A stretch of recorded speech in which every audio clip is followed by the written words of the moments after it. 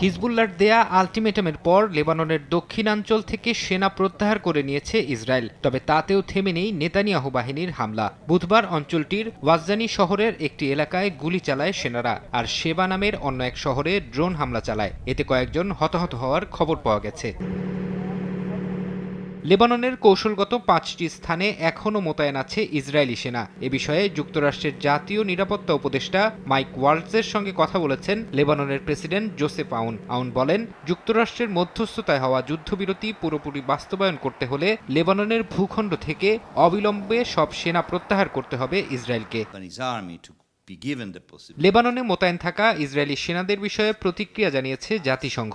নির্দিষ্ট সময় পরও সেনা না সরানোকে যুদ্ধবিরতি চুক্তির লঙ্ঘন বলে আখ্যা দিয়েছে সংস্থাটি। এমন পদক্ষেপকে জাতিসংঘের নীতি বহির্ভূত বলেও মন্তব্য করা হয়েছে। ২০২৩ সালের অক্টোবর থেকে শুরু হওয়া সীমান্ত সংঘাতে লেবাননে ৪,০০০-এর বেশি মানুষ নিহত হয়েছেন, আহত ১৬,৫০০-এর বেশি। যদিও নিহতদের বেশিরভাগই হিজবুল্লাহর সদস্য বলে দাবি করেছে ইসরায়েল। আর দুই দেশের যুদ্ধে ইসরায়েলি সেনা নিহত হয়েছে ৮০ জনের বেশি। যদিও হিজবুল্লাহর দাবি তাদের হামলায় হতাহত ইসরায়েলির সংখ্যা ২,০০০ ছাড়িয়েছে। ফরহাদ চৌধুরী, সময় সংবাদ।